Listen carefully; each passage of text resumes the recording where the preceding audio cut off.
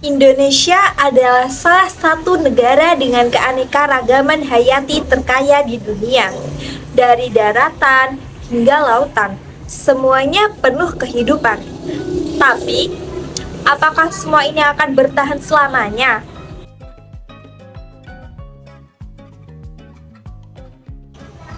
Halo semuanya, selamat datang di video pembelajaran kita hari ini. Pernahkah kalian berpikir bagaimana cara alam bekerja secara seimbang dan apa peran kita di dalamnya? Hari ini kita akan membahas topik yang sangat penting, yaitu ekologi dan pelestarian alam.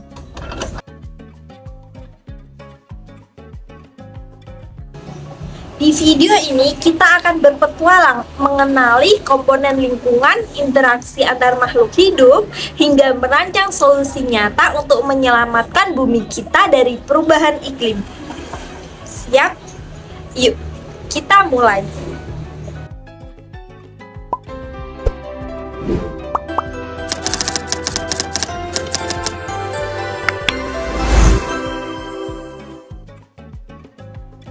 Pertama-tama, mari kita lihat sebuah ekosistem. Ekosistem adalah tempat terjadinya hubungan timbal balik antara makhluk hidup dan lingkungannya. Coba perhatikan gambar ini. Ada air, tanah, cahaya matahari, dan udara. 4 hal ini disebut komponen abiotik atau komponen tak hidup. Nah, sekarang perhatikan makhluk hidupnya. Ada pohon, burung, ikan di danau, dan serangga. Keempatnya adalah komponen biotik. Tanpa komponen abiotik seperti air dan cahaya matahari, komponen biotik ini tidak akan bisa bertahan hidup. Keduanya saling membutuhkan untuk membentuk keanekaragaman hayati yang indah.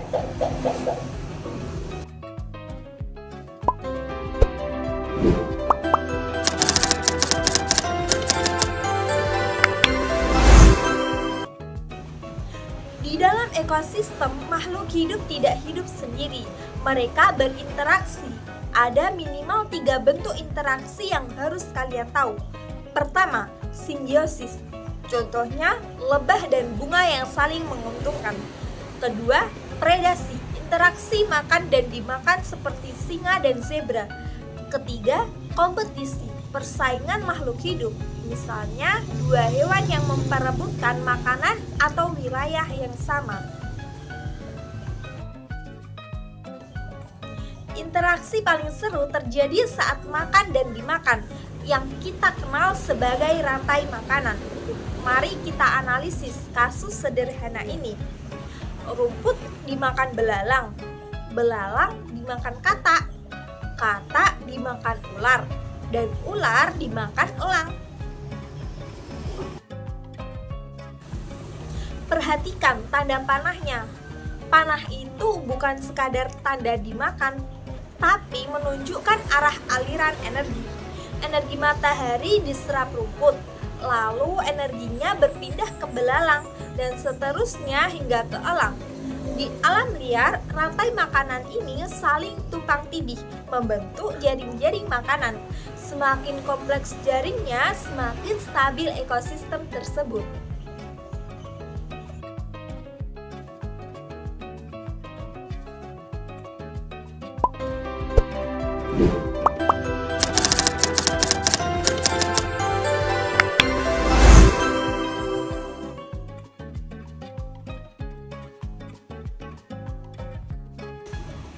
Tapi sayangnya keseimbangan ekosistem ini sedang terancam. Mari kita amati fenomena saat ini. Pencemaran lingkungan terjadi di mana-mana. Apa dampaknya bagi keseimbangan ekosistem?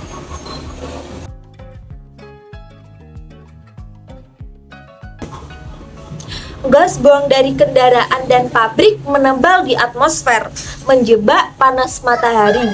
Ini disebut efek rumah kaca yang memicu pemanasan global. Coba kita analisis 2 dampak utamanya. Pertama, cuaca menjadi ekstrim, menyebabkan kekeringan panjang atau banjir bandang. Yang kedua, Suhu bumi yang naik merusak habitat makhluk hidup, seperti mencairnya es di kutub yang mengancam beruang kutub atau matinya terumbu karang di laut.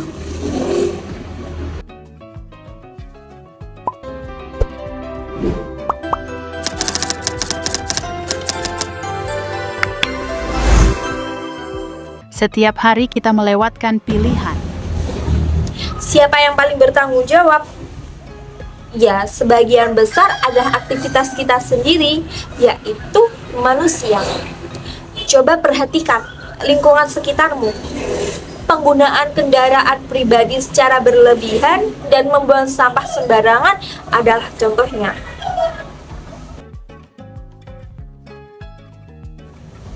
Mari kita evaluasi. Aktivitas tersebut punya minimal 2 dampak negatif. 1. Meningkatkan polusi udara yang merusak kesehatan paru-paru bumi. 2. Sampah yang menumpuk menghasilkan gas metana yang memperparah perubahan iklim. Lalu, apa satu alternatif solusi yang bisa kita lakukan?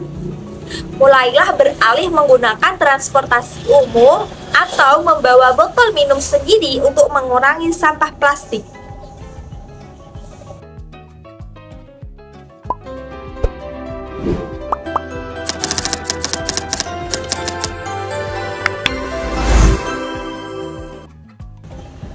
Nah, sekarang giliran kalian untuk mengambil tindakan. Mencegah dan beradaptasi dengan perubahan iklim bukan hanya tugas pemerintah, tapi tugas kita semua.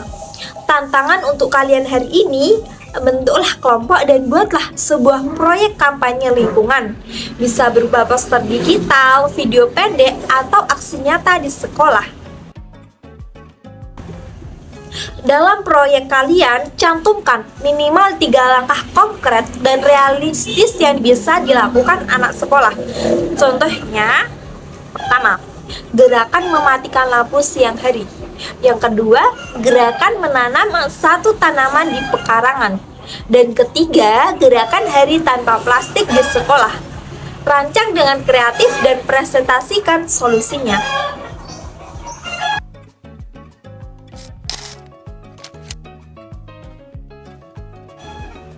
Ekosistem yang sehat adalah kunci masa depan kita. Dengan memahami interaksi makhluk hidup dan dampak aktivitas kita, kita bisa merancang solusi hebat untuk melawan perubahan iklim. Jangan lupa kerjakan proyek kelompok kalian ya. Terima kasih sudah belajar bersama hari ini. Sampai jumpa di materi selanjutnya. Dan mari terus sayangi bumi kita.